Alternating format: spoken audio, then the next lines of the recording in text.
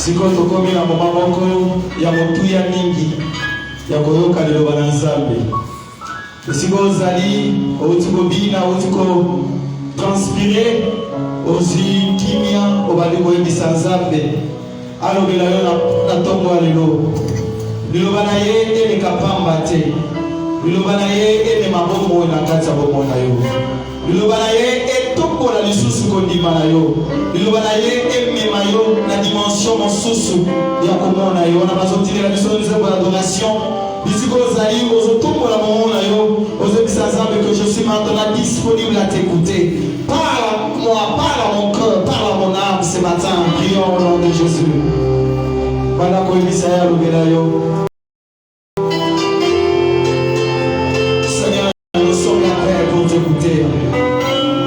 Merci pour ce moment, Seigneur, favorable.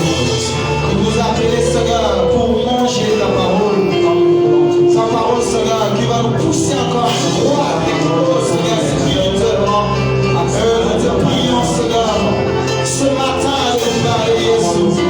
Le malayo est la biodiversité. Le malayo, Seigneur, est beau ta mou par la catastrophe. Le malayo, Seigneur, est beau ta mou. Parle-nous, Seigneur, ce matin. Jésus, tout puissant, le roi compatissant. Parle-nous, Seigneur. Lui que les Seigneurs de la terre et tout l'univers, le Père. Chacun, Dieu son frère, je lui dois ma délivrance, il est ma puissance. Merci Jésus. Les dieux de mes espoirs, qui me fait voir tous ses étoiles, en lui je crois. Oh, je trouve un pas devant ta part. Et chacun trouve sa demeure dans mon cœur. Laisse-moi te crier un chant d'amour.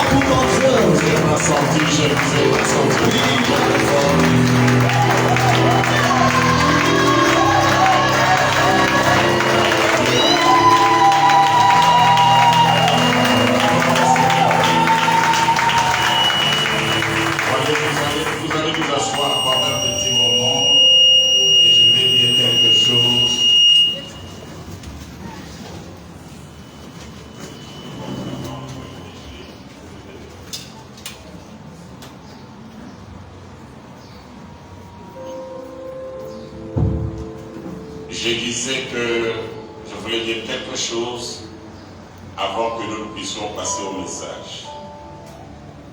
Ce matin, ce n'est pas moi qui vais prêcher.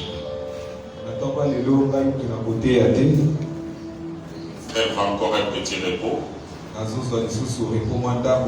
Mais l'un de mes fils va nous prêcher ce matin.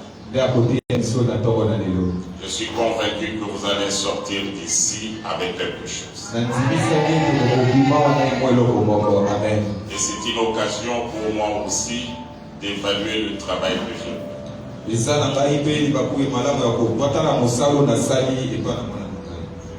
Et le frère Pierrot devait lui prendre la parole.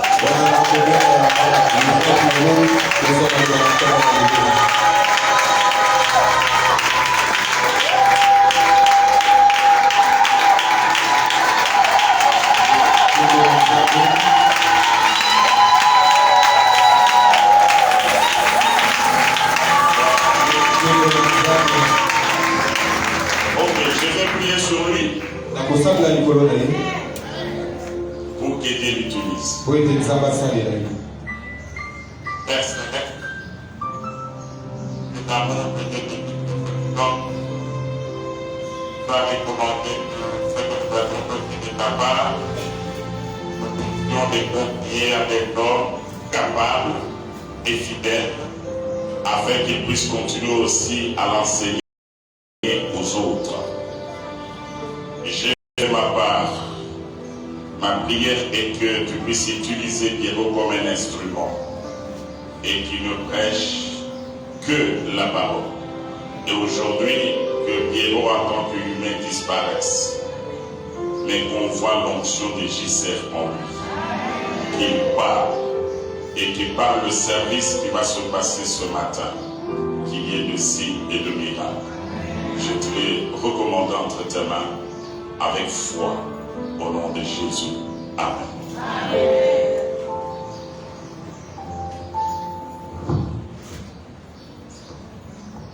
Amen, amen. Est-ce qu'on peut acclamer le Seigneur?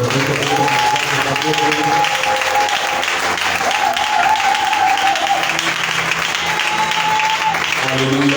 Amen. Avant toute chose, laissez-moi dire un grand merci à mon Père, à Daddy, pour cette grâce qui nous accorde à côté de l'atmosphère ecclésia et de parler de la part de Dieu.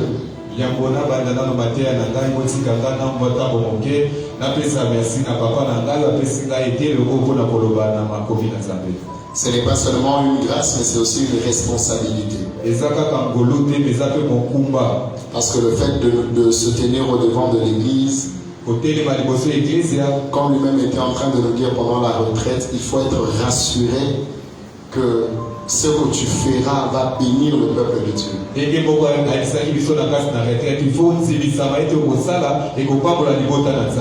en tant qu'humain, nous ne pouvons pas bénir le peuple de Dieu. Mais je prie Dieu que la grâce de mon Père soit avec moi ce matin. Et que cette grâce bénisse quelqu'un. C'est pourquoi si on peut honorer l'onction de la maison, si on peut acclamer le Seigneur.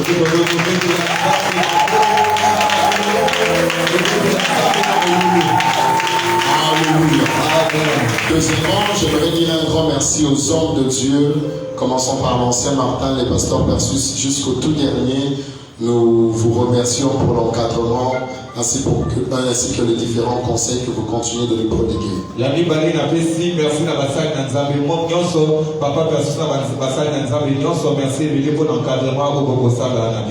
Et aussi nous bénissons Dieu pour ta présence ce matin. Tu as quitté ta maison, tu es venu dans la maison de Dieu. Et je crois que tu vas rencontrer le Dieu qui est dans cette maison. Et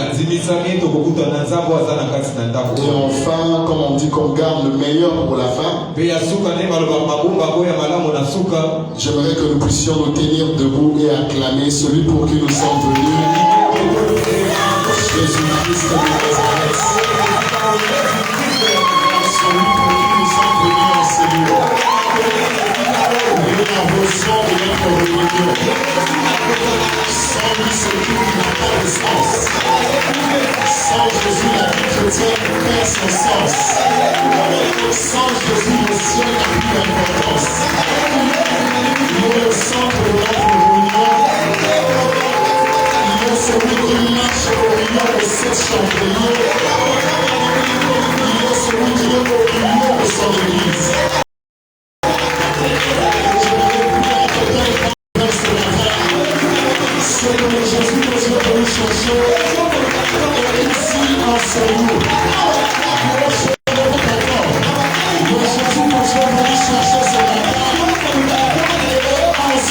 ce matin. Est-ce qu'on peut acclamer pour le Seigneur Jésus?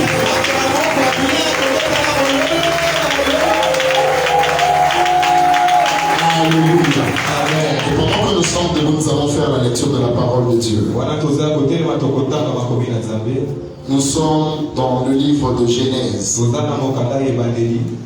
le chapitre 3, le verset 15. Verset 15. Genèse chapitre 3, le verset 15. Chapitre 3, verset 15. Nous lisons au nom de Jésus. Je disais, nous lisons au nom de Jésus.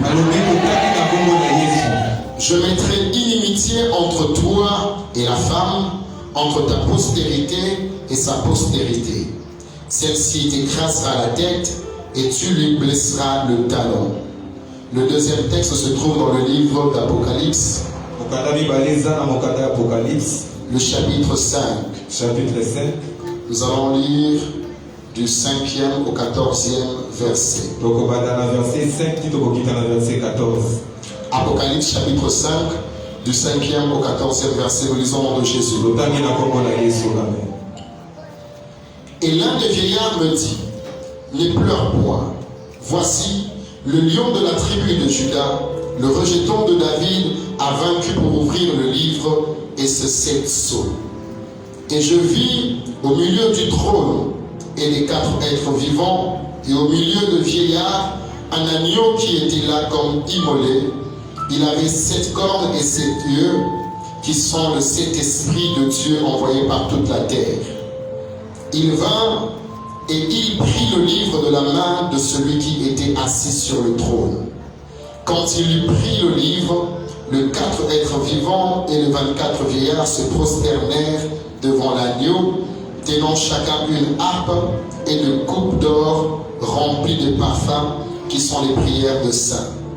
Et ils chantaient un cantique nouveau en disant, tu es digne de prendre le livre et d'en ouvrir le sceau, car tu as été immolé et tu as racheté pour Dieu par ton sang 2 hommes de toute tribu, de toute langue, de tout peuple et de toute nation. Tu as fait d'eux un royaume et de sacrificateurs pour notre Dieu, et ils régneront sur la terre. Je regardais et j'entendis la voix de beaucoup d'anges autour du trône, et des êtres vivants et des vieillards, et leur nombre était des myriades de myriades et de milliers de milliers. Ils disaient d'une voix forte, l'agneau qui a été immolé est digne de recevoir la puissance, la richesse, la sagesse, la force, l'honneur, la gloire et la louange. Et toutes les créatures qui sont dans le ciel, sur la terre, sous la terre, sur la mer, et tous ceux qui s'y trouvent, je les entendis qui disaient, à celui qui est assis sur le trône, et à l'agneau soit la louange, l'honneur, la gloire et la force au siècle des siècles. Le verset 14, et les 4 êtres vivants disaient, Amen. Et les vieillards se prosternèrent et adorèrent. Parole du Seigneur. Amen. Nous allons prier Dieu. Seigneur, nous te disons un grand merci pour ce moment que tu nous accordes de nous présenter au devant de toi. Père, laisse que ta parole soit annoncée avec efficacité. Nous nous abandonnons entre tes mains, nous te prions que nous puissions être un vase utile ce matin, afin d'être la bénédiction de quelqu'un. Père éternel, nous venons recommander ce moment entre tes mains et nous te demandons d'ouvrir notre intelligence et de nous permettre de comprendre le mystère de ta parole. Père, nous prenons autorité contre tout esprit impur qui combat la parole, tout esprit de somnolence, tout esprit de distraction. Nous le lions et nous le chassons loin de ce lieu au nom de Jésus-Christ de Nazareth. Et nous te promettons de te rendre honneur et gloire lorsque tu accompliras de grandes choses et que tu béniras ton peuple. Dans le nom de Jésus-Christ, nous avons ainsi prié. Nous disons Amen. Amen. On peut acclamer le Seigneur.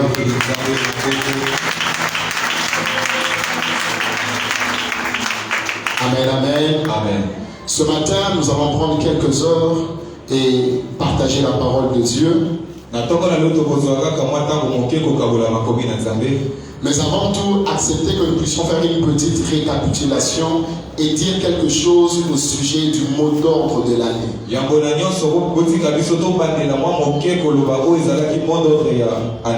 L'année 2022 a été déclarée comme étant l'année de la célébration de notre rédemption par le Seigneur Jésus-Christ.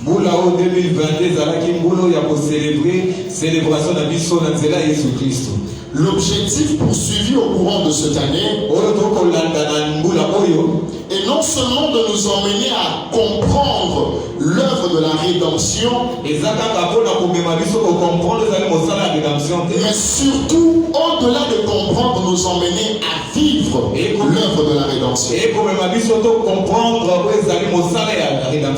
Ainsi, au courant de toute l'année 2022, l'accent sera mis sur l'œuvre de la croix. Et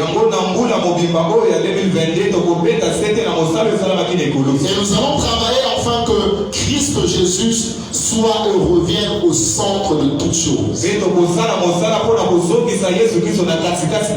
n'est que de cette manière-là que nous pouvons vivre réellement l'impact de l'œuvre de la croix.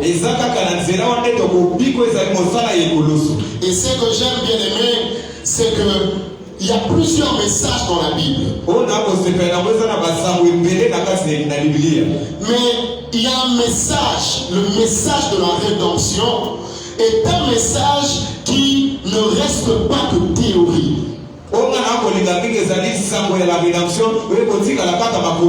Alléluia. Amen. Enfin, vous parlez des anges. Le fait de connaître les anges ne change pas la vie d'une personne. On peut vous parler des apôtres, comment l'église a vécu. C'est pas ça qui change la vie d'un homme. Il y a plusieurs messages dans la Bible. Mais le message de la rédemption, le message qui parle de la mort et de la résurrection de Jésus, est le seul message qui ne peut être prêché sans être vécu. C'est-à-dire, nous ne pouvons pas nous limiter qu'à parler de la mort de Jésus, mais il faut que nous puissions arriver au point de vivre les résultats ou les conséquences positives de la mort de Jésus-Christ dans nos vies. Ainsi, j'aimerais dire à quelqu'un ceci. Lorsque nous parlons de l'année de la célébration de notre rédemption, c'est pour nous l'année de la célébration de notre rédemption. C'est pour nous emmener non seulement à connaître l'œuvre de la croix, mais surtout à vivre l'impact de l'œuvre de la croix dans nos vies. Alléluia. Amen. Donc, nous allons vivre cette année l'impact de la croix. Tu dois vivre l'impact de la croix. J'aime une chose, l'apôtre Pierre, lorsqu'on leur appelle par les sacrificateurs, pour leur interdire de parler de Jésus, ils ont dit comment ne pouvons-nous pas parler au sujet de ce que nous avons entendu et de ce que nous avons vu. Ça veut dire que le message de Jésus, il faut que tu l'entendes, il faut que tu le vois ici, il faut que tu entendes parler de Jésus, il faut que tu vois parler de Jésus. C'est à ce niveau-là que tu peux devenir témoin de Christ. C'est à ce point-là que tu peux devenir témoin de la mort et de la résurrection de Jésus. Parce qu'un témoin ne doit pas seulement être capable de raconter, il doit être capable de prouver. C'est pourquoi ce jour-là, lorsqu'il a fait marcher le paralytique, il a dit ceci: sachez aujourd'hui et que tout Israël sache que c'est Jésus que vous avez crucifié. C'est en son nom que cet homme marche comme vous le voyez. Il doit y avoir de signes qui démontrent que réellement Jésus-Christ est mort est ressuscité. Et toi, tu as quoi aussi dans ta vie que tu peux montrer à d'autres personnes. Que regardez, j'étais comme ça, mais à cause de ce homme Jésus, regardez ce que je suis devenu. Le message de la croix, ça ne s'entend pas seulement. Il faut que ce message soit vrai. Ce message doit devenir une réalité dans nos vies. Voilà le but du mot d'ordre de cette année. Ainsi, pour un peu plus expliquer cela, pour ce matin, nous allons parler d'un thème assez simple qui est le plan de la rédemption. Alléluia. Amen. Alléluia. Amen. Le plan de la rédemption. Genèse chapitre 3 verset 15. Il s'agit là de l'histoire d'Adam et Ève après la chute. Après qu'ils aient péché. La Bible déclare que Dieu vient parler à Ève. Et Dieu dit ceci, il parle d'abord au serpent. Il dit au serpent que je mettrai inimitié entre toi et la femme. Et entre ta postérité et la postérité de la femme. Et là j'aimerais ouvrir une parenthèse. Pour dire ceci, il y a 3 catégories de personnes que l'ennemi, le diable, est.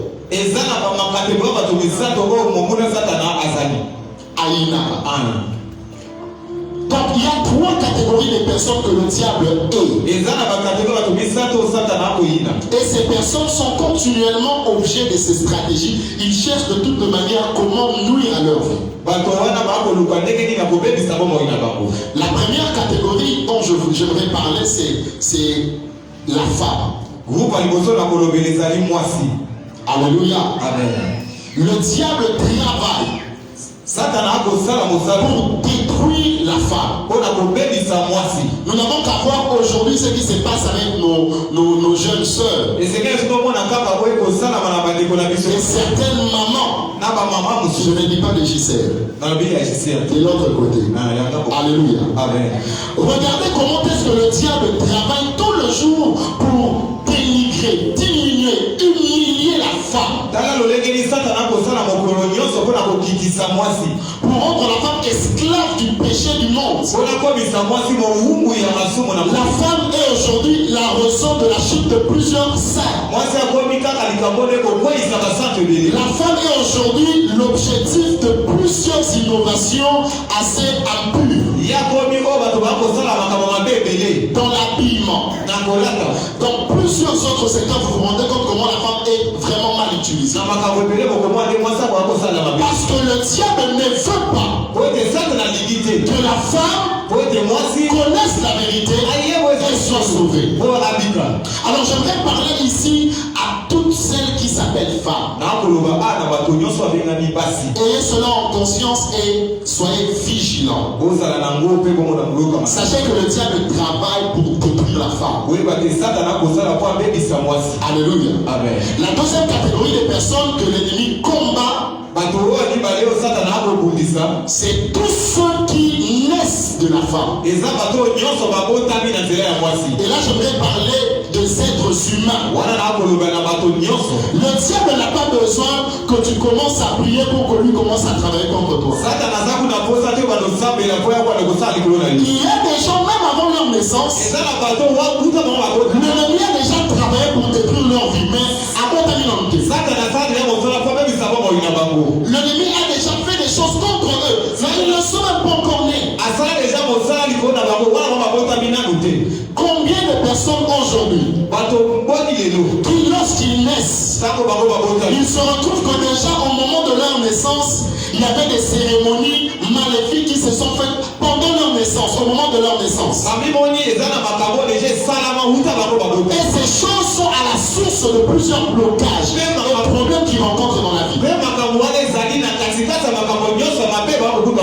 diable n'attend même pas que tu commences à jeûner pour qu'il commence à te combattre. Avant même que tu naisses, le diable combat tous ceux qui sont nés de la femme. Voilà pourquoi pour nous qui sommes avertis, nous n'avons pas besoin de quelqu'un pour nous encourager, pour nous réveiller spirituellement. Et commencer à travailler pour détruire tout ce que le diable fait contre nous. Nous n'avons même pas besoin d'une prophétie pour en être conscient. Nous savons déjà, tout simple fait que nous sommes nés de la femme. Être humain, nous sommes directement des cibles de l'ennemi. Alléluia. Amen. La troisième catégorie des personnes que le diable combat, c'est tous ceux qui naissent ou tous ceux qui descendent de la postérité de la femme. Voilà. Tous ceux qui descendent de la postérité de la femme. Et je vais en parler après, mais ici je vais parler des chrétiens. Tous ceux qui sont chrétiens, seulement par le fait que tu aies accepté Jésus-Christ dans ta vie, automatiquement tu es devenu un ennemi du diable. Automatiquement le diable commence à travailler pour te ramener dans le monde. Parce que bien aimé, sachez ceci. La Bible déclare que l'humanité tout entière est sous la puissance du malin. Il n'y a qu'une poignée de personnes qui échappent au contrôle du diable. Ces personnes peuvent peut-être représenter le 20%, les 10% de la population mondiale. Ce sont les seules personnes que l'ennemi n'arrive pas à contrôler. Ce sont les seules personnes qui se sont échappées des prisons de l'ennemi. Le diable n'a aucune influence sur leur vie.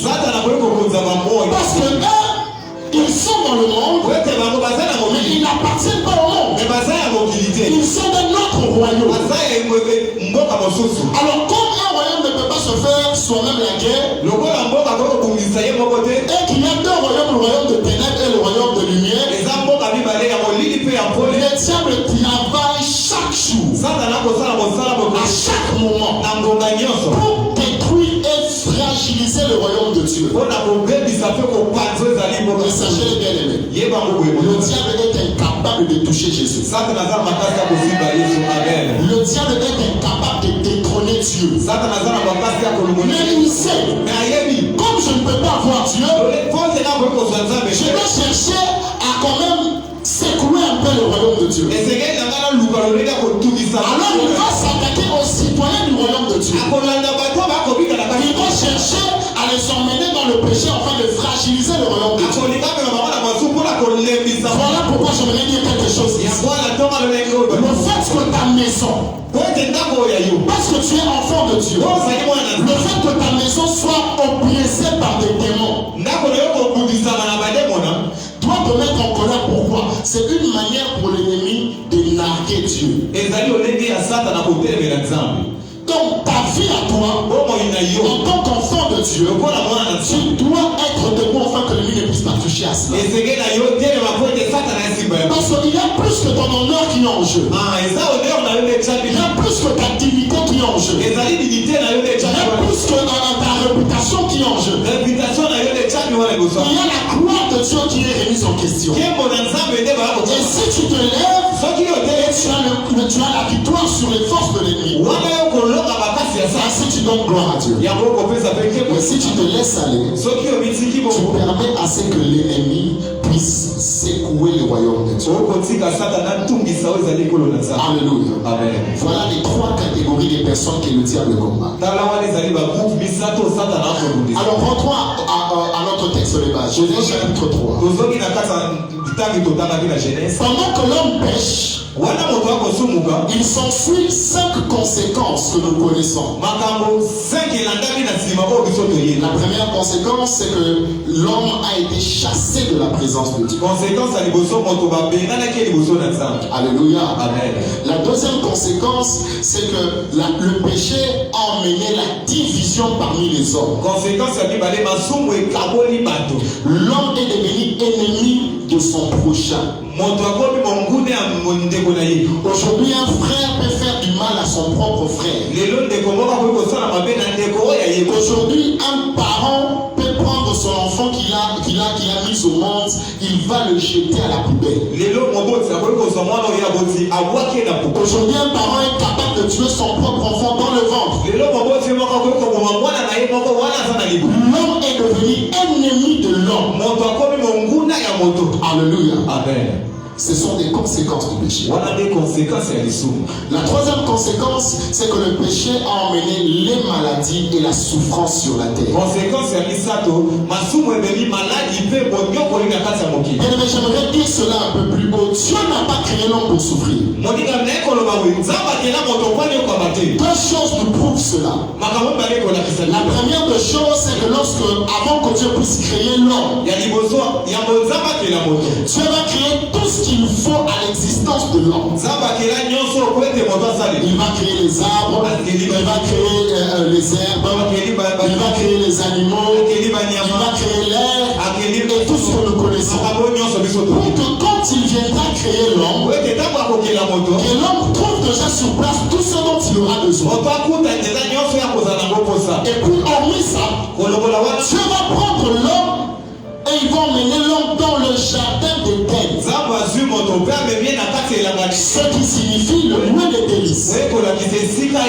Donc Dieu voulait que l'homme vive le bonheur sur terre. Dieu ne voulait pas que l'homme souffre ou que l'homme soit malade. Mais à cause du péché, les maladies sont entrées et la souffrance est entrée. Alléluia. Amen. La quatrième conséquence du péché, c'est que le péché a soumis l'homme à la domination du diable et des démons.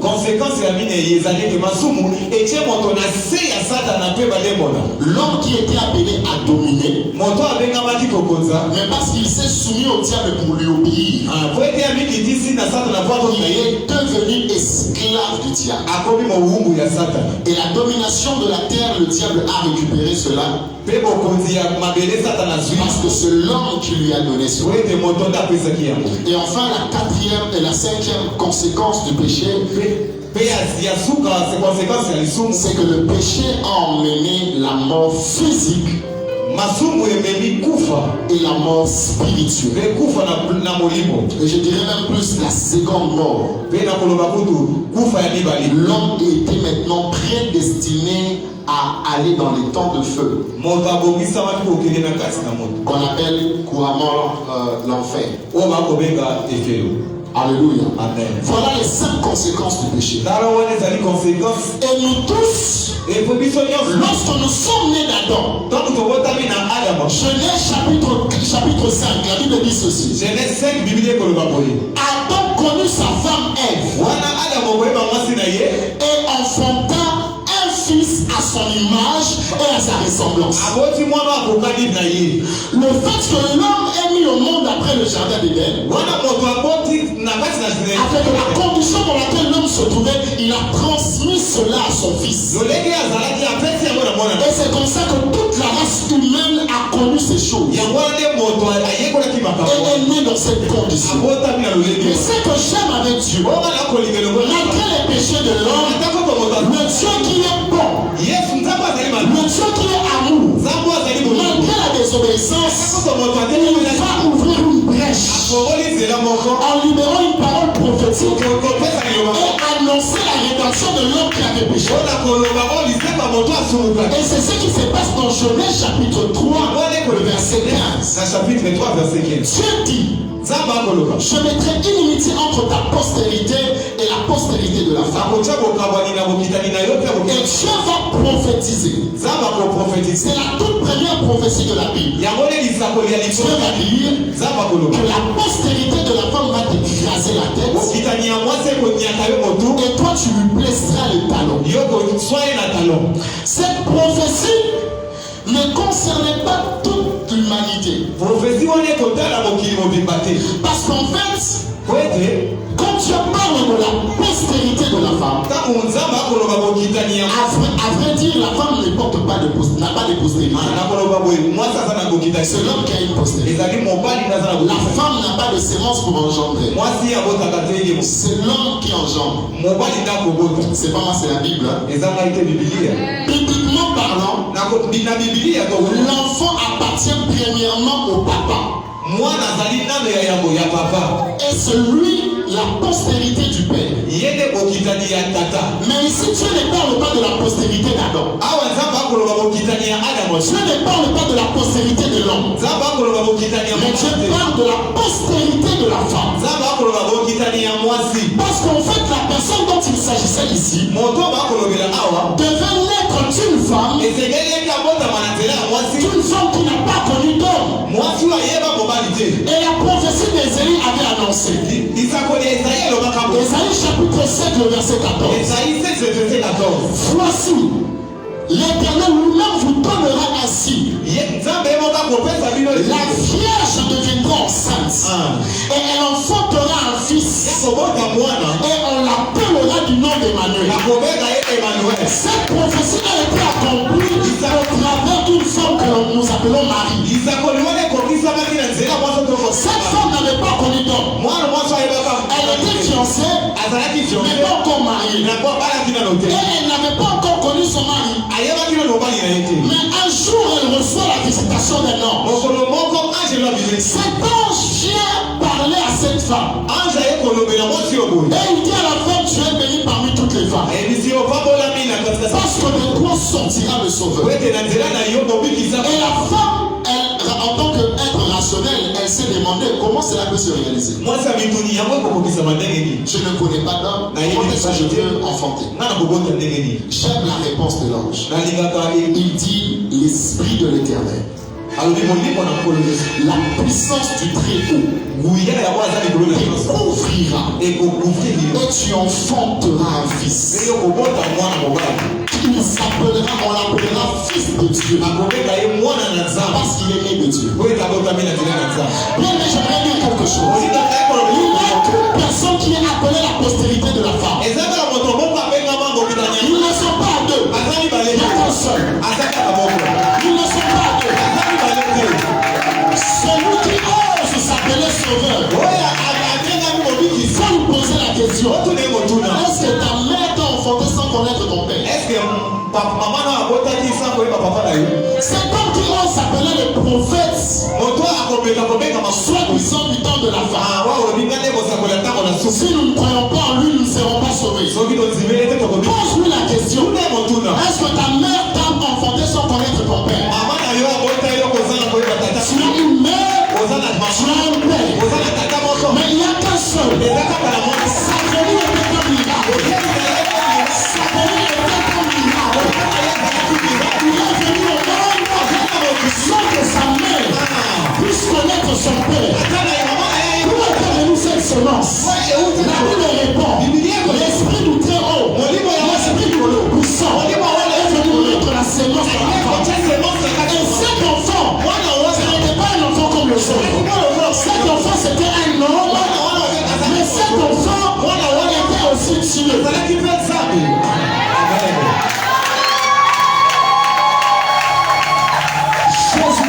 Jésus-Christ est la postérité de la femme. Ainsi bien aimé, vous vous rendrez compte que dès le début, Dieu est en train d'annoncer le plan de la rédemption. Mais déjà cette prophétie ne parle pas de n'importe qui. Ça ne parle pas d'un autre homme. Ça parlait déjà de la venue de Jésus-Christ.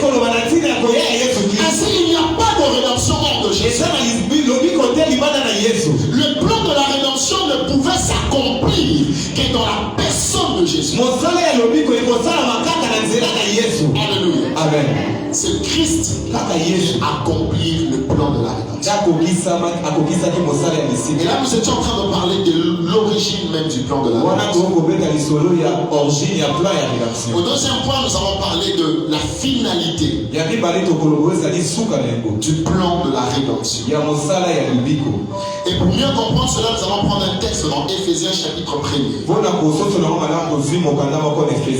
À partir du verset 7, le verset 7 jusqu'au verset 10e. C'est le verset 10. Éphésiens chapitre 1er. Éphésiens chapitre 1er. Du 7e au 10e verset. Nous sommes. Je lis au nom de Jésus. En lui, nous avons la rédemption par son sang, la rémission de péchés, selon la richesse de sa grâce, que Dieu a répandue abondamment sur nous par toute espèce de sagesse et d'intelligence, nous faisant connaître le mystère de sa volonté, selon le bienveillant dessein qu'il avait formé en lui-même, pour le mettre à exécution lorsque le temps serait accompli, de réunir toutes choses en Christ, celles qui sont dans les cieux et celles qui sont sur la terre. Voilà la finalité du plan de la rédemption. Dans Genèse, Dieu annonce le plan de la rédemption. Ici, l'apôtre Paul est en train de nous parler de la finalité de ce plan. La consommation du plan de la rédemption, c'est dans le fait que Dieu va réunir toutes les choses qu'il y a dans les cieux et sur la terre en Christ Jésus. Et l'apôtre dit que c'est un mystère. Et Dieu a même pris cette résolution sans consulter quelqu'un d'autre. Sans même consulter Adam le concernant. Sans consulter Ève. Il a décidé. Et lorsque le temps a commencé à s'accomplir, Dieu a commencé à réaliser ce programme de la rédemption. L'objectif, réunir toutes les choses qui sont dans les cieux et sur la terre en Christ Jésus. Ainsi, lorsque l'apôtre parle de réunir toutes les choses qui sont dans le ciel et sur la terre en Christ Jésus, cela, la Bible l'explique en utilisant deux termes. Le premier terme, c'est celui de la réconciliation. Jésus est venu réconcilier le ciel avec la terre. Jésus est venu ramener la communion entre Dieu et l'homme qui était chassé de la présence. Et l'apôtre Paul explique cela dans notre texte de base de l'année. Dans Colossiens chapitre 1er. Colossiens chapitre 1er. Le verset 20. Verset 20. Prenons à partir du verset 19 pour mieux comprendre. Car Dieu a voulu que toute plénitude habitât en lui.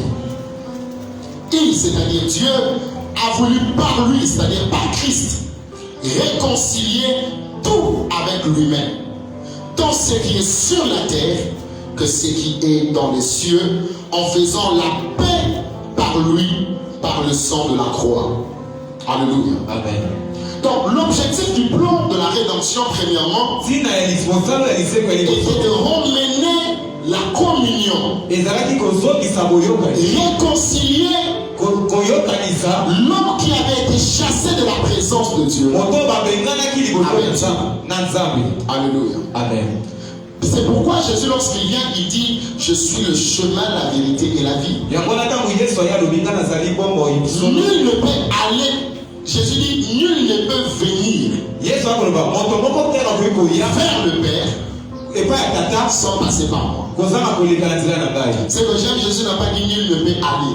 Il a dit nul ne peut venir. Cela signifie, et le lieu de passage et l'objectif, c'est la même personne. C'est-à-dire le chemin et le Père en question, c'est le même Jésus. Il a dit, nul ne peut venir. Impossible d'être réconcilié avec Dieu sans Jésus. La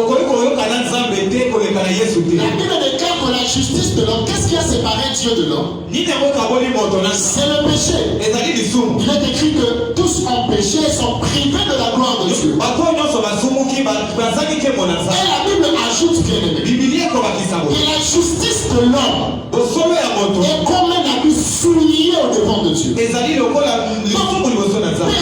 ne peut lui-même par sa force être réconcilié avec Dieu. Aujourd'hui, nous avons le privilège de dire que je vais m'approcher de Dieu. Nous disons que non, je vais vers Dieu. Je vais prier Dieu. Mais celui par qui nous passons pour arriver à Dieu, c'est Christ Jésus. C'est lui qui réunit le ciel et la terre. Celui qui réconcilie Dieu et les hommes. Donc la première signification de ce texte que nous avons lu dans Éphésiens, c'est que par Jésus, le ciel et la terre sont réconciliés.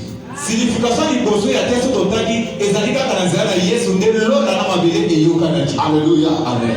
Et la deuxième signification de ce texte, surtout dans ce contexte eschatologique, parle de la domination que Jésus doit avoir sur tout ce qu'il y a dans les cieux et sur tout ce qu'il y a sur la terre.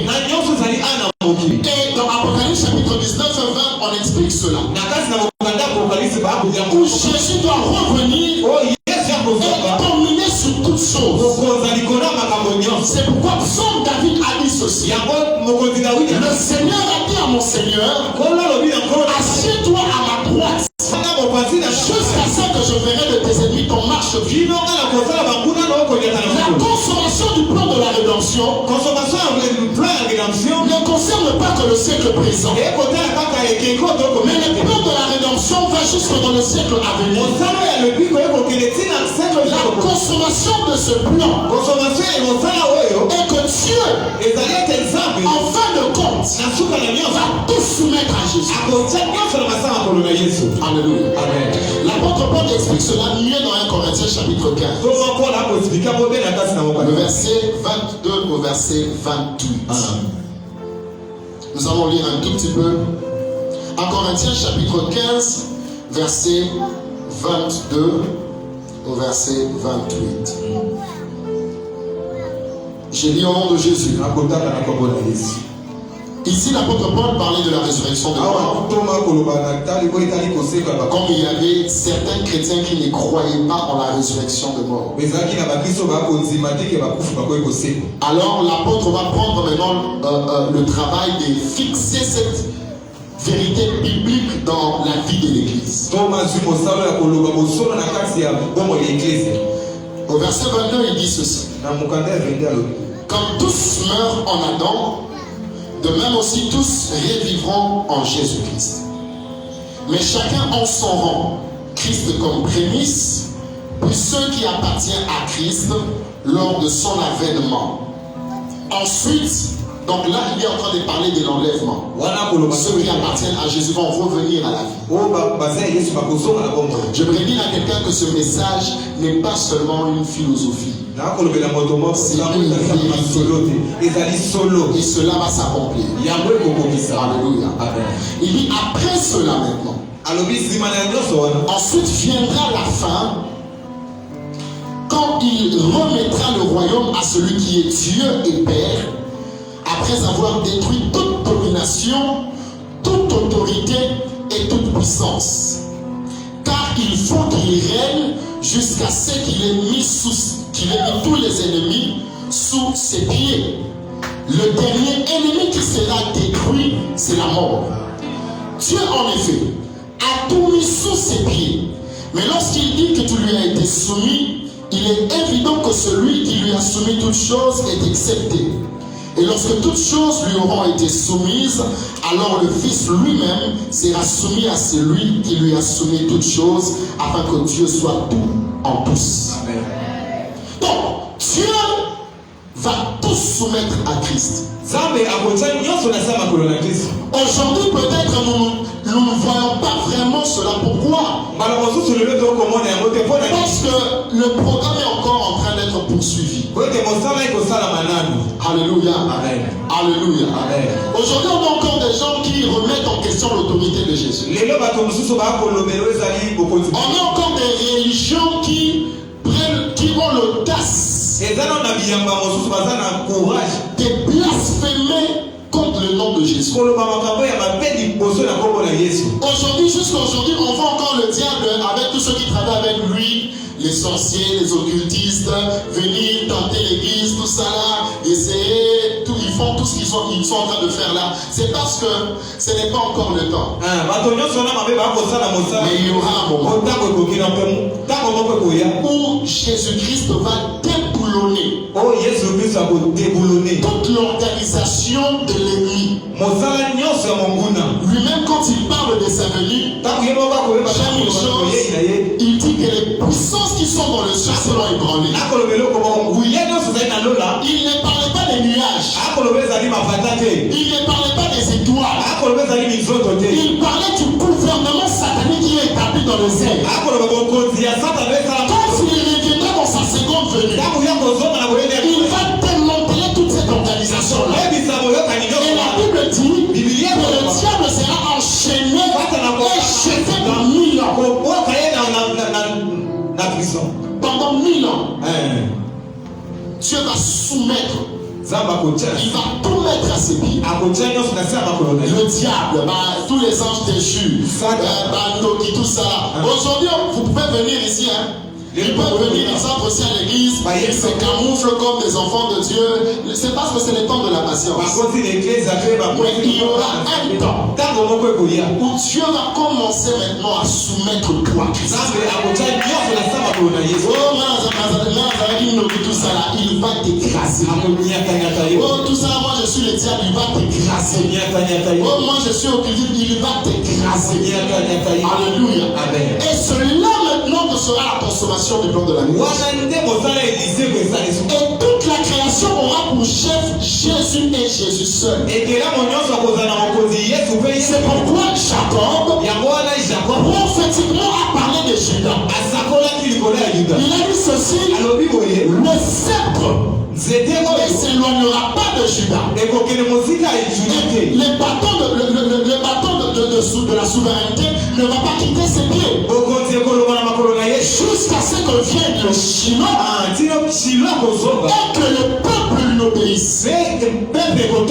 La première partie a déjà été accomplie d'une manière passive. Ça veut dire que le Shiloh était déjà venu en chair. Mais il était venu d'une manière douce, d'une manière camouflée. Mais il y a la deuxième partie de la prophétie qui doit se réaliser. Tout le peuple du monde doit se soumettre maintenant au Shiloh. Et quand il reviendra pour rétablir toutes choses, la Bible à moi me dit que les familles qui ne vont pas venir à Jérusalem et qui ne vont pas se prosterner au devant de l'agneau, il n'y aura pas de plus sur elles. Parce qu'il va maintenant falloir que tu puisses reconnaître l'autorité de Christ sur toi. Il y aura un temps où l'ennemi va se taire.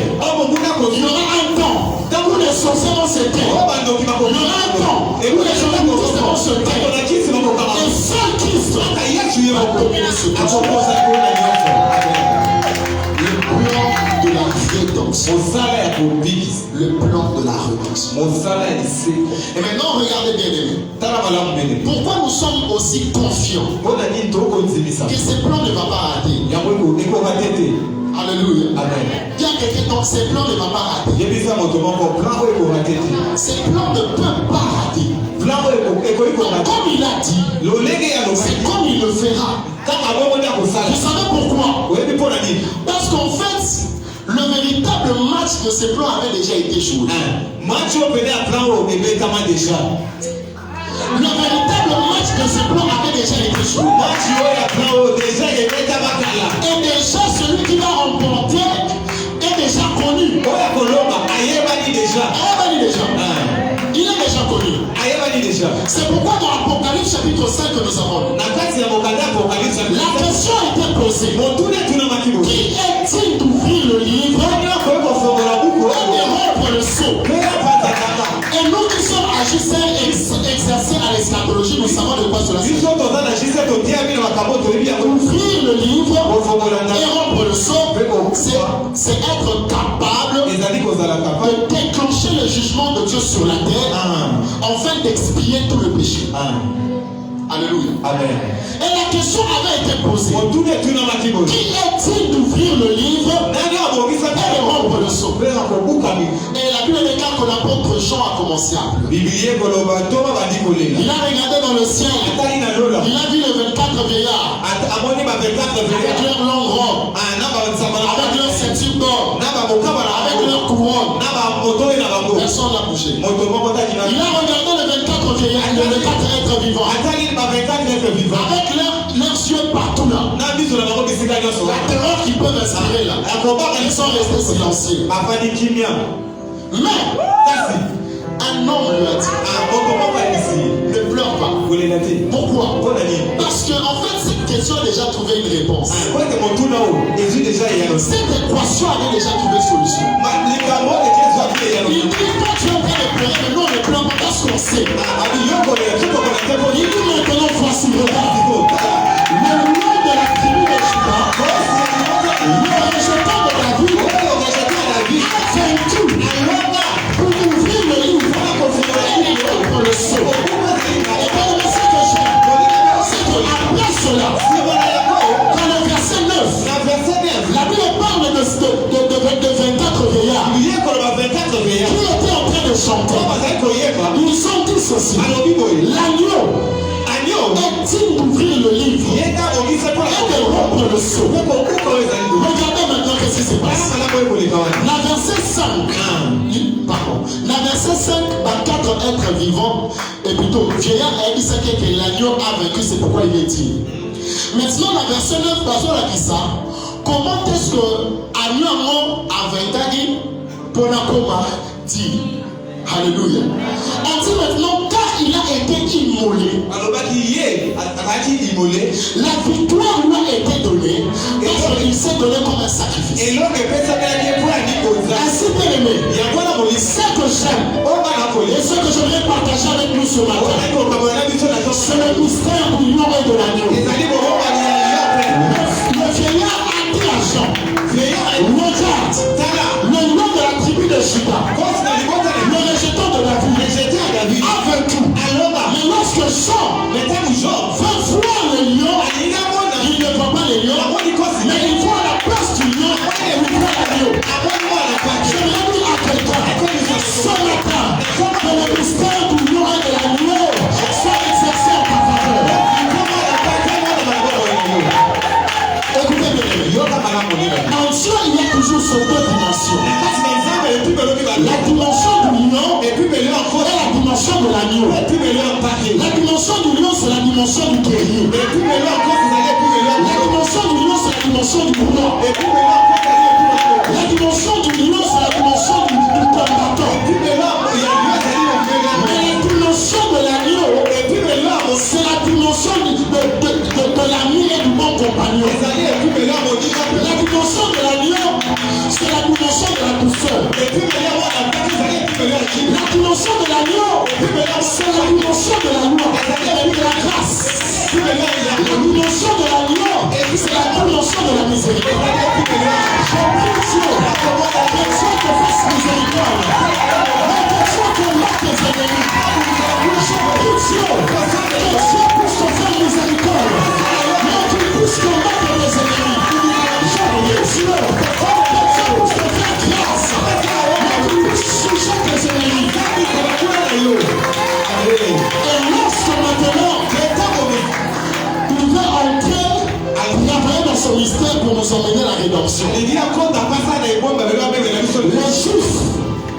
Les Juifs, ils s'attendaient à voir le lion. De la même manière qu'on a parlé, on n'avait pas parlé à Jean de l'agneau. On avait annoncé à Jean le lion. Mais malheureusement, quand Jean a regardé, s'attendant à voir le lion, il a vu à la place du lion l'agneau.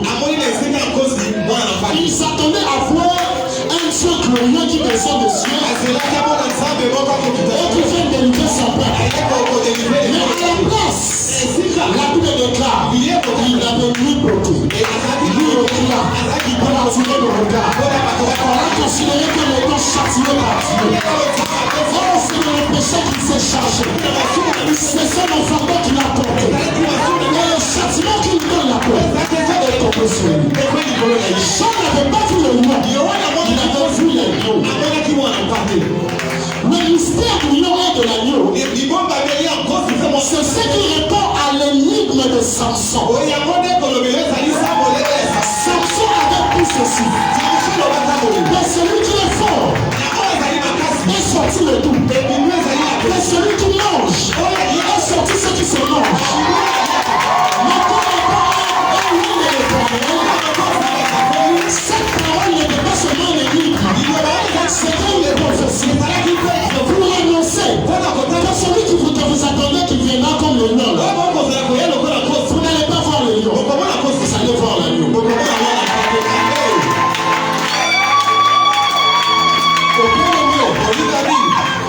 Toute la puissance de la rédemption réside dans le fait que Jésus n'est pas venu d'abord comme un lion. La première facette qu'il a pour présenter, c'est la facette de l'agneau. Où quand on vient l'arrêter, il ne parle pas, il se laisse entraîner dans la mort. Parce qu'en fait, ce mystère devait nous emmener trois choses. La première des choses que nous emmène la facette de l'agneau, c'est que par son sacrifice et par son sang, Jésus-Christ vient régler le problème du péché. Et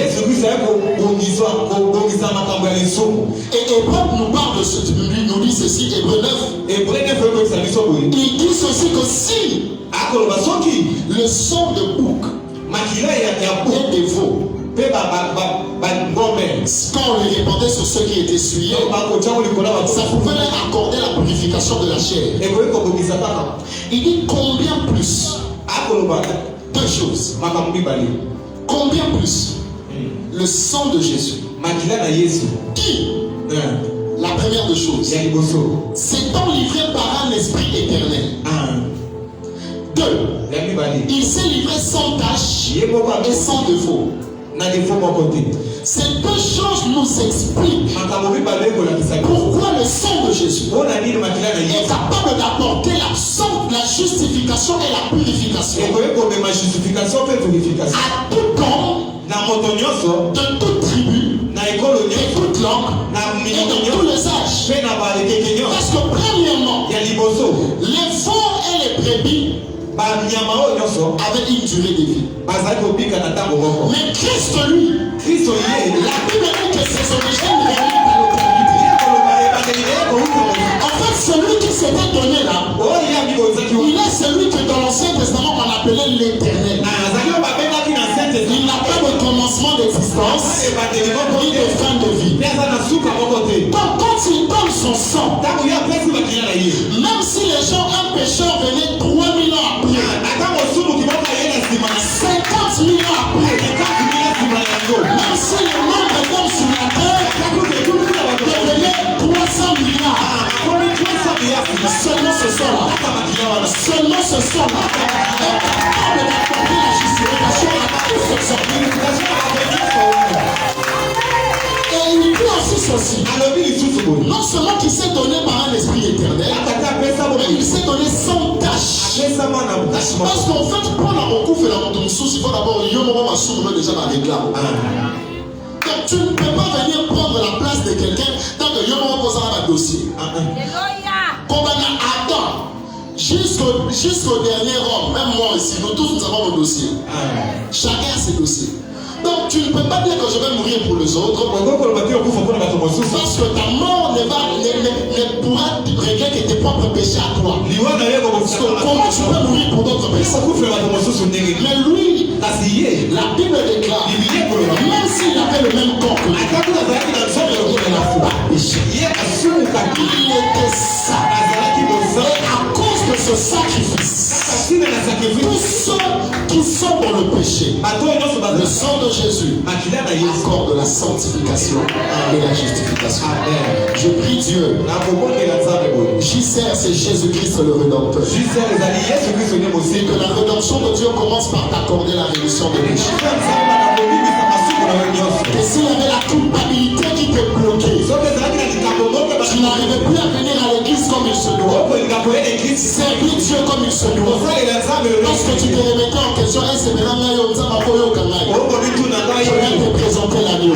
Mais il n'a pas voulu paraître d'abord comme le lion, il est venu d'abord comme un agneau pour régler précisément le problème de ton péché. La deuxième chose que nous apporte la facette de l'agneau, c'est que quand il se donne comme sacrifice, Hébreux chapitre 2, le verset 14 et 15, nous dit ceci: comme les enfants participent à la chair et au sang, Jésus aussi a participé à cela, afin que par sa mort, il puisse détruire celui qui avait la puissance de mort. Et la Bible précise les noms de la personne en question. Le diable. Je ne sais pas qu'est-ce que le diable avait contre toi. Qu'est-ce qu'il retenait contre toi comme preuve? Je ne sais pas dans quelle prison il t'avait mis. Mais tout ce que je sais, il y a un agneau qui a été immolé. Regardez bien aimé, Jésus a commencé par détruire la mort. En détruisant la mort, il a détruit celui qui avait la puissance de mort. Ici, on ne parle pas de la mort charnelle. C'est pas comme ça. Ici, on parle de la mort comme étant conséquence du péché. Parce que le péché conduit à la mort. Et maintenant, bien aimé, comment l'ennemi arrive à faire plusieurs personnes esclaves? L'ennemi est un stratège. La première des choses, il va t'emmener d'abord à fréquenter un péché. C'est partant de ça qu'il va maintenant te récupérer et te rendre esclave. Mais Jésus va aller détruire ça pour arracher à l'ennemi les preuves qu'il avait contre toi. Ainsi, il est écrit, il a effacé l'acte, les ordonnances, nous condamner et qui subsistait contre nous. Si l'ennemi avait des preuves contre toi, parce qu'à Salaki, pour Lobaki, pour Kotaki, Jésus est venu arracher cela. Il est venu arracher les preuves que l'ennemi avait contre toi. Et en faisant cela, il nous accorde la délivrance. Colossiens chapitre 1er. Rendez grâce au Père qui vous a rendu capable d'avoir part à l'héritage de saints dans la lumière, qui vous a délivré de la puissance de ténèbres et vous a transporté dans le royaume du Fils de son amour, en qui nous avons la rédemption et la rémission. C'est que bien aimé, la rédemption fait deux choses. La rédemption apporte la première chose. La rédemption te délivre de l'ennemi. Ça te délivre de la puissance de ténèbres. Mais la rédemption ne s'arrête pas à délivrer quelqu'un. La rédemption te prend et t'emmène ailleurs. T'emmène dans un endroit sûr où l'ennemi ne peut plus venir te chercher. En cette année de la célébration de notre rédemption, la prière sous l'onction de mon Père et que la rédemption puisse te délivrer et t'emmène dans le royaume de Christ. Si l'ennemi pouvait toucher à ta famille avant, mais en cette année que cela ne soit plus le cas. Si l'ennemi pouvait toucher à tes affaires avant, mais l'œuvre de la rédemption, il faut délivrer tes finances.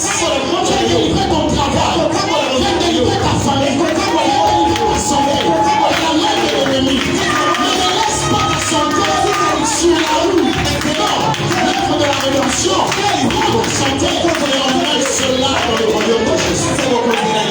Là où le diable ne peut pas. Troisième chose que nous apporte la facette de l'agneau. C'est que cette facette nous accorde le rachat de tous de la mauvaise manière de vivre que nous avions hérité de nos pères. Et c'est l'apôtre Pierre qui explique cela dans 1 Pierre chapitre 1er, le verset 18.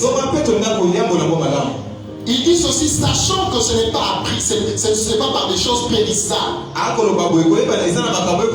l'homme, par l'argent, que vous avez été rachetés. De la même manière de vivre que vous avez hérité de vos pères.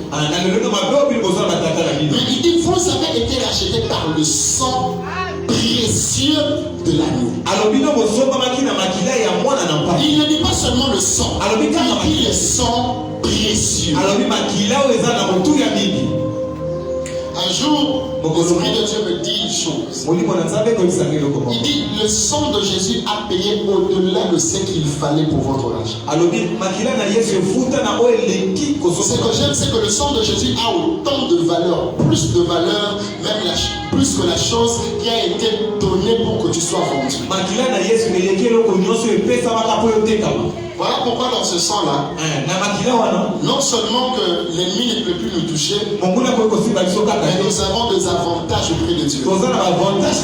Parce que le sang a payé un prix élevé. Il dit, vous avez été rachetés de la même manière de vivre de vos pères. Cela veut dire ceci, bien aimé. Que plus on a sonné pour ça, dans ma famille, il y a des choses que nous avons héritées. Des choses négatives. Des combats. Des malédictions. Des maladies. Des problèmes. Mais je ne sais pas quelle est cette chose qui avait été donnée pour que ta vie soit vendue. Je ne sais pas quelle est cette chose qui avait été sacrifiée pour que ta vie soit vendue.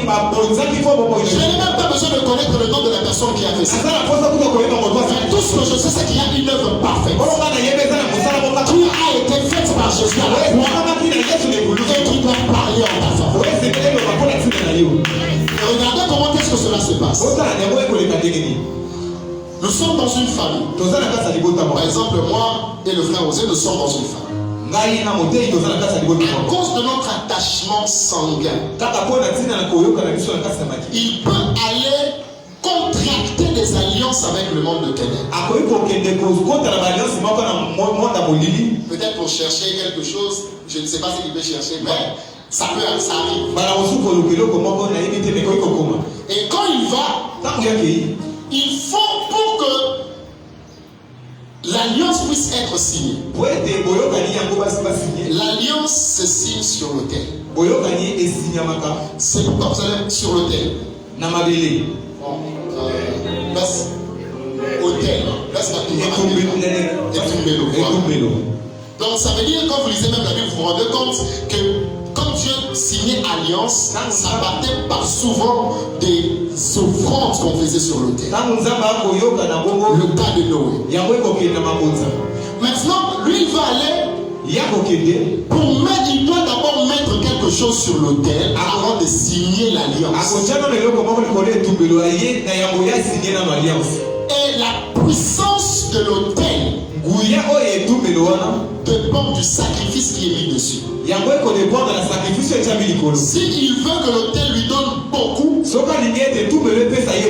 doit mettre beaucoup sur l'autel. Et c'est comme ça que Akena peut-être Acha nous a la famille. Akena peut-être Acha malade, Acha santé, tout ça. Il a sacrifié cela pour que lui puisse avoir ce dont il a besoin. Mais c'est toute la famille maintenant qui sera sacrifiée. Mais bien aimé, regardez ceci. C'est exactement la même chose que Jésus a fait.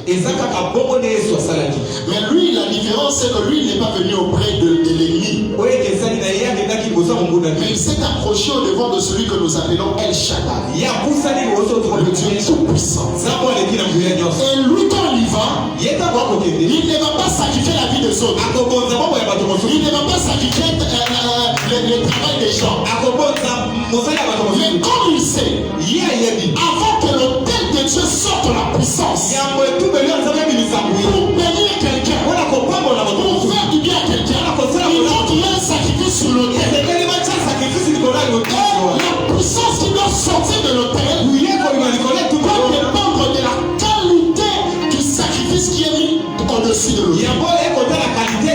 Et Jésus ne va pas mettre le sang debout. Il va mettre le sang du fils unique des yeux.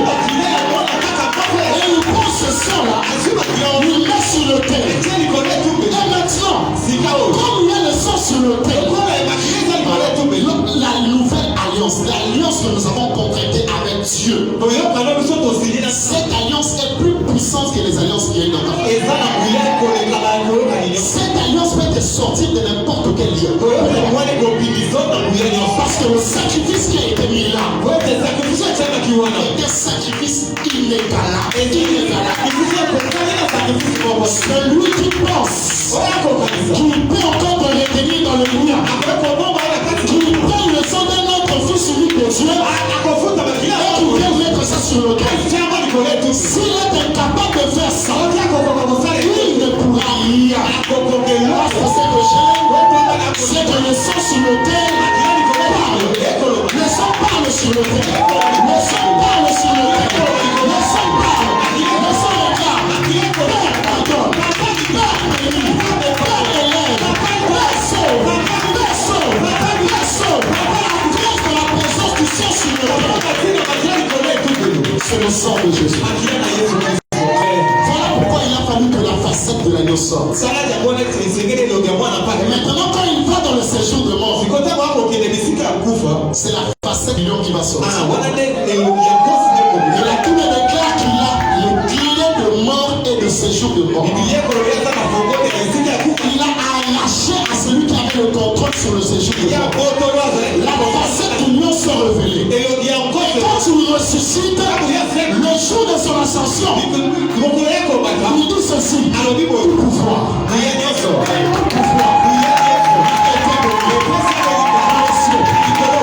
la terre. Et la Bible déclare: Dieu est soudainement élevé au-dessus de tout. Et lui a donné un nom qui est au-dessus de tout autre nom. Enfin, qu'au nom de Jésus, tout genou fléchisse. Je vous ai tout genou fléchisse. Et tout homme confesse que Jésus-Christ est Seigneur. Que Dieu le Père, que Dieu bénisse sa parole.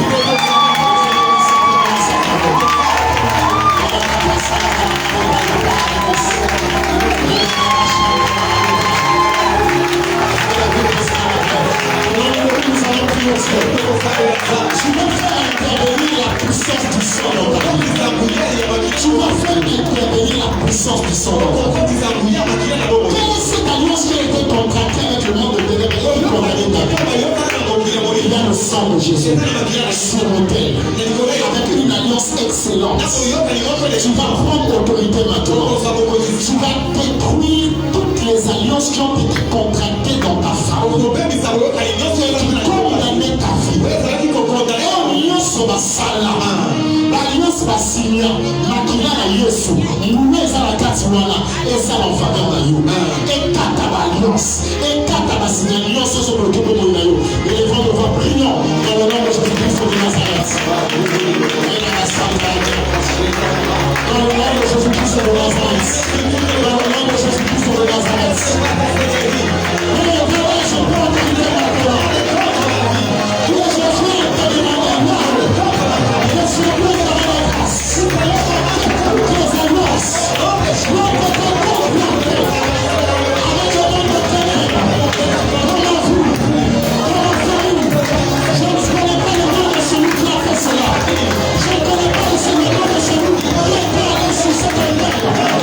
Je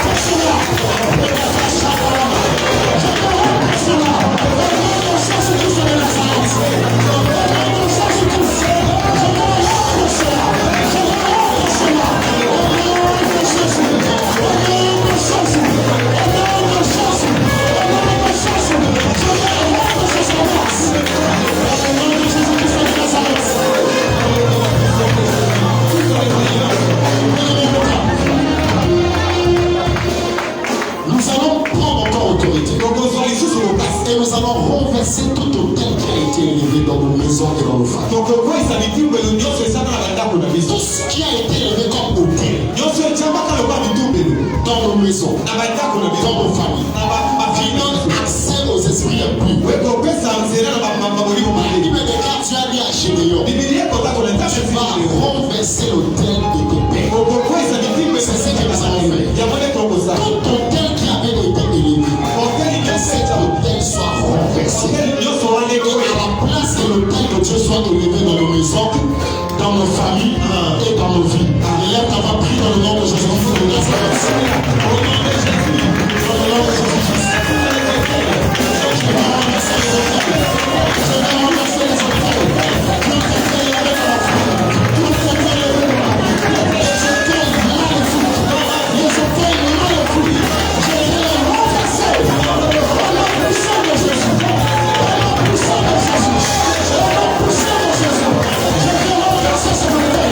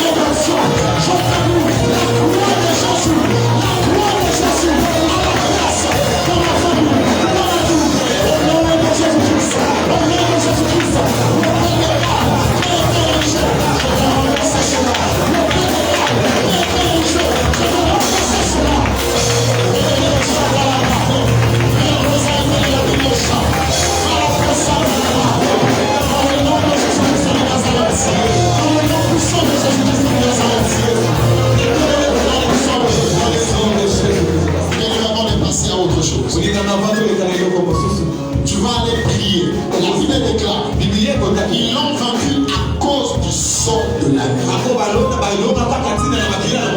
cause du sang, tu vas demander à Dieu. Puissance non sans mourir et ta maison ça la mort et que le sang de Jésus rende ta vie inaccessible. Que le sang de Jésus rende ta maison inaccessible aux esprits impurs. Soit qui m'a protégé, soit qui m'a salarié, ça la mort et débat. Et qu'à partir d'aujourd'hui, que le sang de Jésus couvre toute ta vie. Que le sang de Jésus puisse protéger toute ta maison. Et les gens on va prions dans le nom de Jésus-Christ de Nazareth.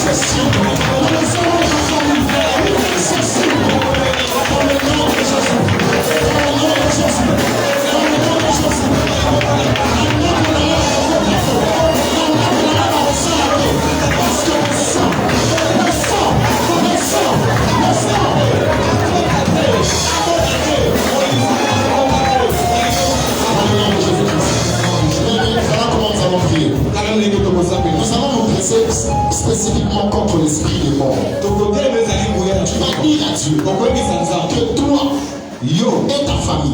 Soyez protégés au courant de toute cette année. Que l'esprit des morts n'entre pas dans ta maison. Que le sang vous protège contre le plan du monde de ténèbres qui veut vous emmener à la mort.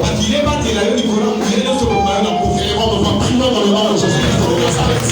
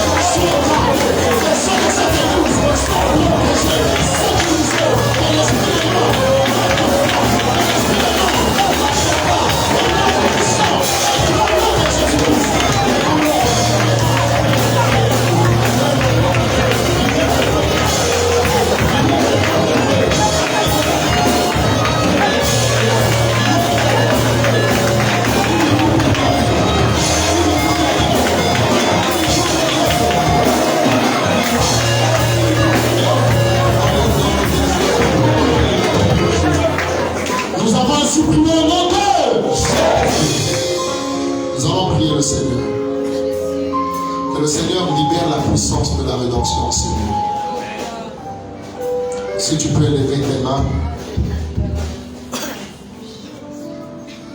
que l'onction qui est en ce lieu, que cette onction soit libérée sur ta vie.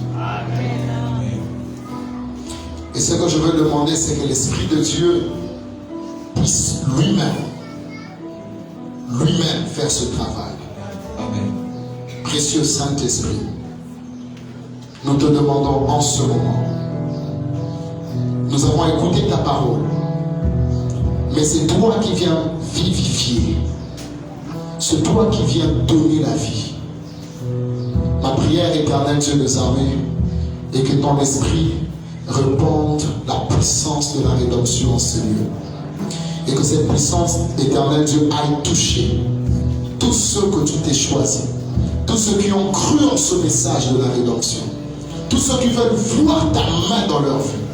Tous ceux, Père éternel Dieu, qui sont fatigués de l'ordinaire dans leur vie, mais veulent voir ta main. Précieux Saint-Esprit, maintenant, dans le nom de Jésus-Christ de Nazareth, dans le nom de Jésus-Christ de Nazareth, touche, touche, touche, touche, touche, touche, touche, touche, touche, touche. Tous ceux qui sont venus assoiffés dans ta présence, éternel, qu'ils ne sortent pas de ce lieu sans avoir rencontré la croix. Que la puissance de Dieu soit canalisée maintenant, afin d'apporter solution. Touche tous ceux, Père éternel Dieu, qui veulent te voir, dans le nom de Jésus-Christ de Nazareth. Dans le nom de Jésus-Christ de Nazareth. Dans le nom de Jésus-Christ de Nazareth. Dans le nom de Jésus-Christ de Nazareth. Tu connais le cœur de chacun. Tu connais comment chacun est venu. Laisse, précieux Saint-Esprit, que tu sois celui qui est à l'œuvre en ce lieu. Dans le puissant et glorieux nom de Jésus. Que la puissance de la rédemption soit libérée en ce lieu. Dans le nom de Jésus-Christ de Nazareth. Et que cette onction maintenant, que la grâce qui est dans cette église, que la grâce qui est sur mon Père, que la grâce qui est sous cet autel, que cette grâce éternelle, Dieu mes amis, commence à toucher tes enfants. Dans le nom de Jésus-Christ, dans le nom de Jésus-Christ, dans le nom de Jésus-Christ, reçois la puissance de Dieu là où tu es. Reçois cette puissance là où tu es. Et que cela vienne dans ta vie comme un feu. Reçois, reçois, reçois, reçois, reçois, reçois, reçois, reçois, au nom de Jésus-Christ. Riba Castante Vedelia Santara Badesh. Ipalagia Sondele de Badia Sotara. Riba Baba Kota la Mandele de Ba. Que Dieu opère des miracles dans la vie de chacun. Éternel, que cette puissance vienne emmener des témoignages. Que cette puissance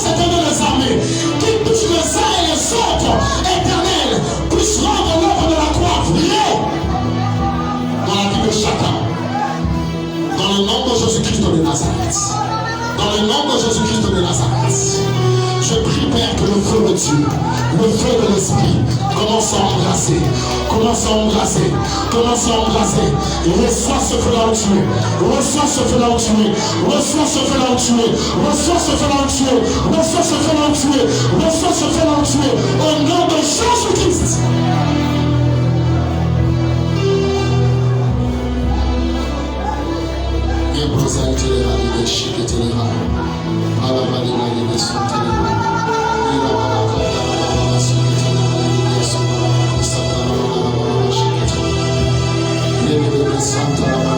L'œuvre de la croix n'est pas une histoire. L'œuvre de la croix, c'est pas une théorie, mais c'est une vérité scripturelle, spirituelle.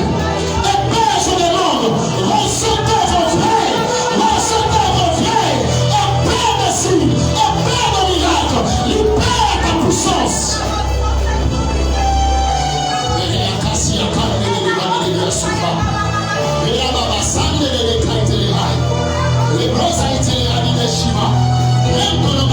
Dans le nom de Jésus-Christ, dans le nom de Jésus-Christ, dans le nom de Jésus-Christ, que la puissance qui a ressuscité Jésus, notre nom, la puissance de la résurrection, qu'elle tombe sur quelqu'un, qu'elle tombe sur quelqu'un, qu'elle tombe sur quelqu'un qui était sur le point de mourir, qui était sur le point de voir ses affaires mourir.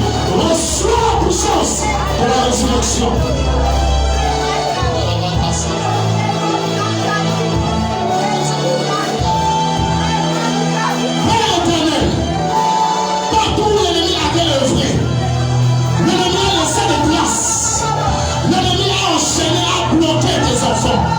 Père, je prie, en ton nom Jésus, l'esprit, que les liens soient rompus maintenant. Je viens rompre le lien, je viens rompre le lien, je viens rompre le lien, je viens rompre le lien, je viens rompre le lien, je viens rompre le lien, au nom de Jésus. Je déclare la liberté pour tous ceux, Père éternel, qui sont soumis à cette action, pour tous ceux qui sont soumis, Père éternel, à cette grâce dans cette église, que la liberté soit notre partage.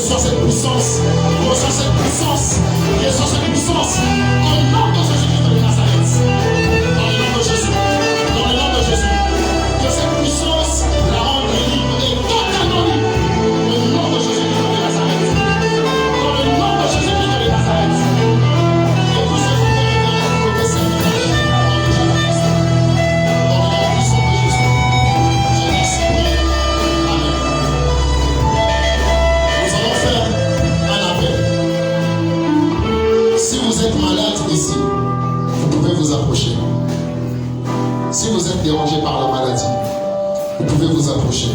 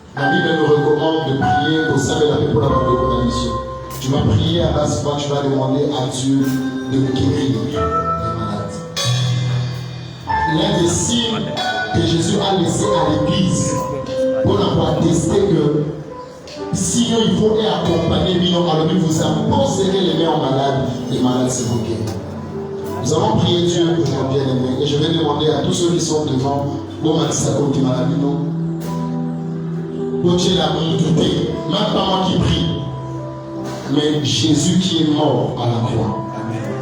Et croyez que Dieu est capable de vous guérir maintenant. Amen, amen. Prions dans le nom de Jésus-Christ.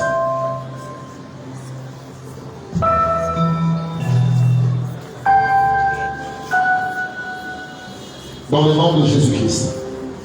Père éternel, nous venons présenter nos frères et sœurs, nos papas et nos mamans. Nous te prions, éternel. La Bible me dit qu'il par tes maîtres sûrs nous sommes guéris. Je prie maintenant, Jésus, en ton nom, je viens libérer la puissance de la guérison qui sort de tes maîtres sûrs. Que Père éternel, maintenant même, que tu commences à guérir dans le nom de Jésus-Christ.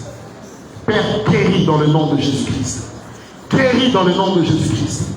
Que toute maladie qui était entrée dans ce corps, maintenant, nous ordonnons à la maladie, j'ordonne à la maladie, sors au nom de Jésus-Christ.